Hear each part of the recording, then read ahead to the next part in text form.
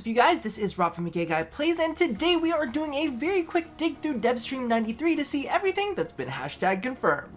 So there were a lot of resources shown, and the stream honestly felt like it flew by insanely quickly, so let's jump right into this. First and foremost, the Equinox All Helmet is dead. Ray killed it, it died. Actually, the file's corrupted on the poor guy and he's having to recreate it from scratch. So that's definitely going to take a bit of time before we finally see it live. Next up, DE Steve tried to not give it away, but it does sound like the rework to the focus system will give us the option to buff up our operators. He closed things out by driving home the point, come to TennoCon.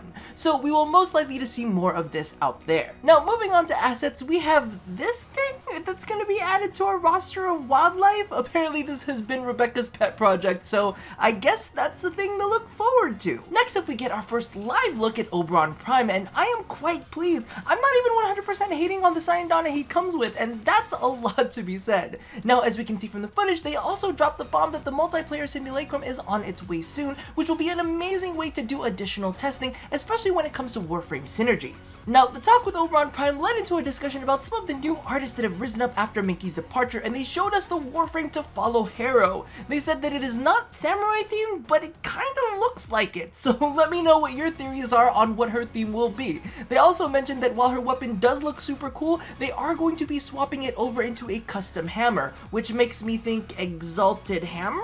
Hammer frame? I don't know, you tell me. Anyway, moving along, we get our first glimpse at the Speaker of the Veil. Palomino?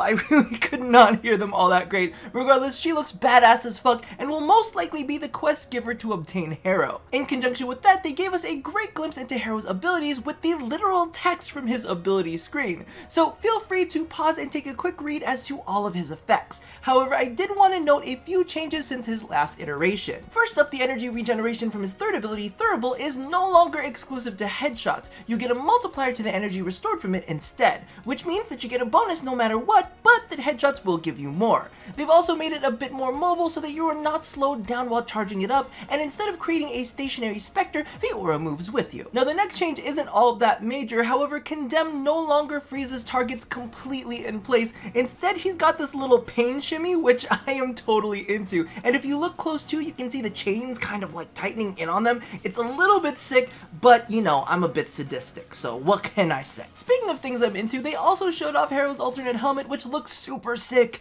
Kinda bug-like, but still cool nonetheless. Now, setting Harrow aside, the last bit was something about Sentinel weapons marking mods that are installed on your equipped weapon so you can't use it. But really, who uses Sentinels these days? That was like so 2015. Gah. And that about does it for this episode. Let me know what you think about the changes to Harrow, Reb's weird bunny thing, and the possible theme for the frame to follow. Honestly, I don't know what else it could be other than samurai. Am I crazy? Regardless, let me know in the comments below how you feel about what's been hashtag confirmed. So thank you all for watching this episode. If you haven't already caught it, be sure to check out my previous video on the insane buffs to Oberon and Necros. And don't forget to check out the Memorial Weekend stream this Saturday and Sunday at 10 AM Pacific for glyphs, plaque giveaways, and some exclusive goodies. Now don't forget to do all the things that I ask you to do at the end of every one of these, and as always, love somebody, hurt nobody, and touch your body.